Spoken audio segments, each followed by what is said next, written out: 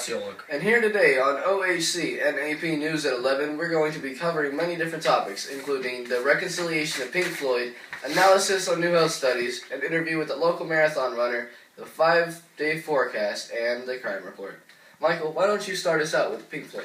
Well, thank you, Lee. Deceased member of Pink Floyd, Syd Barrett, has come back to life and is working with remaining members of Pink Floyd to release a new album. Details on this album are not yet out, though many fans are eagerly awaiting. Now to David with an exclusive interview with EHS teacher Mr. Hammer about a new health secret. David Pagaro here with UM High School biology teacher Mr. Hammer. Hello. So this story is about antioxidant absorption and how dairy products can interfere with that. So when I was over the summer, I would have a fruit smoothie with milk and antioxidant fruits in it. So would the milk interfere with the absorption of the antioxidants? So according to the research, it seems that milk can in fact impair the ability of antioxidants. And for those of you who don't know, one of the reasons why you hear about antioxidants so much and why they're such a hot topic as far as the health industry goes is that the metabolic reactions that take place in your body produce these reactive oxygen species, or ROS types of chemicals, these free oxygen radicals. And we think that as these things accumulate in your blood, they contribute to organ damage over time. And in fact, one of the major theories about why old people end up getting sick and dying is that over time they accumulate all this stress and damage from these oxidants. And so that's why having antioxidants in your diet are such a great part of eating a normal healthy thing. And when we think about antioxidants, a great source of them is berries. So fruit smoothie would be a really great way to do that. What the latest research is showing us is that if you have milk that you're adding to your smoothie, the higher the fat content in the milk, the more inactivation of those beneficial antioxidants we're going to see. So as a result, milk can actually undermine some of the benefits that you think you'd be getting from the fruit.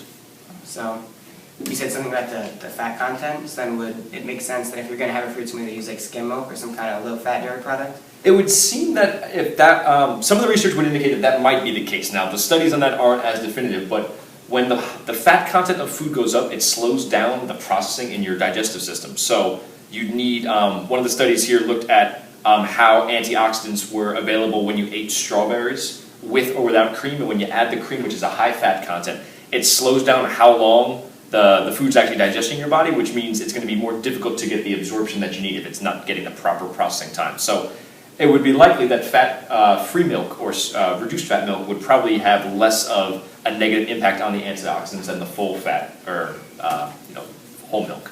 But the studies are not conclusive on that just yet. Okay. And then with another study about chocolate, dark chocolate versus milk chocolate, and then even just having dark chocolate with milk, were the findings similar in those areas? So the dark chocolate in and of itself has antioxidants that milk does not have. So one of the tricks that we tell ourselves when we eat chocolate is that it's good for us because it has antioxidants. But there is some truth that antioxidants are beneficial. And so if you're looking for some type of sweetness to add to a smoothie and thinking about how can we do it in a way that's not going to undermine some of the antioxidants, a little pinch of chocolate here or there would probably make it taste good and probably won't kill you in the long run either. Thank you very, very much. You're welcome. Wow, David, that was a really interesting story. And now we go to Lee with an interview with a local marathon runner who just so happens to be an EHS teacher that we all know. I'm Lee Gibbs with OHCNAP News, and I'm here to interview Ms. Martine McGrath, a marathon runner and local teacher here at UM High.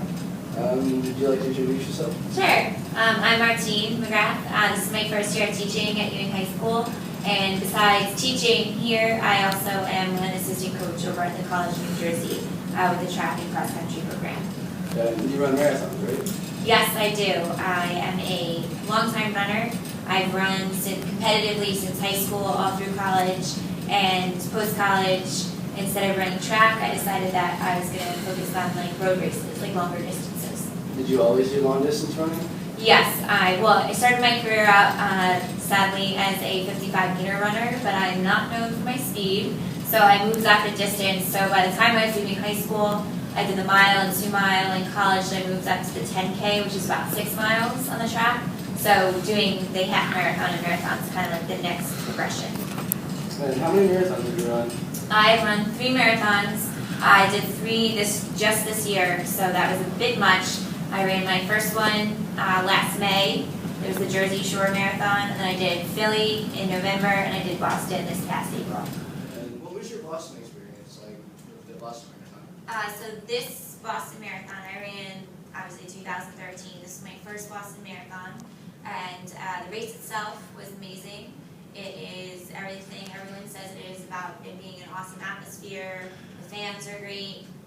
Everything about the course is amazing, and obviously, we all know like what happened with the finish line bombings. Thankfully, I was far enough away. I heard them, but I didn't see anything. I didn't see any of the aftermath. Everyone I was with was safe, so that's another thing I was very thankful for. And then after, it just kind of makes you very thankful for the fact that you are able to do that. That everyone I was with was safe, and I don't know. It was just it was crazy. The whole thing, like getting back to our hotel and the experience that you were actually at a place where there was a terrorist attack. That was interesting, and it took a while for me to process that. But overall, I would say it was a great experience. The race itself, just it was sad what happened afterwards. Now to David. Hi, Next, we I'm go to our David in the Pagero field here with reporters your 5-day who forecast. just discovered a new species of On human. Monday the 20th, it's going to be a little bit rainy with a high of 75. Next, on Tuesday, it's going to be mostly cloudy with a high of 83. On Wednesday, we'll see isolated thunderstorms with a high of 84. On Thursday, scattered thunderstorms with a high of 78. And on Friday, showers with a high of 74. Next, we'll have David Pagero with a crime report. Hi, I'm David Pagero, here with your crime report for Monday, March 20th, 2013. There was a home invasion and shooting right here, the corner of 33rd and Broad, last night in Trenton. The victim, a man named John Doe, was not very social and his neighbors didn't know much about him. However, the police say that he may have been involved in drug trafficking. Last week, there was a total of 13 convenience store robberies, an all-time new record for Trenton, New Jersey. There was also 1 attempted bank robbery and 14 home invasions that the police believe were attempted robberies. At 31 Jackson Street, there was a huge house fire that destroyed much of an apartment building. The police think that arson may have been the reason the fire started, but they'll let us know if any new leads come. Thank you for watching OHCNAP News. I'm David Pagero, and I hope to see you again next week.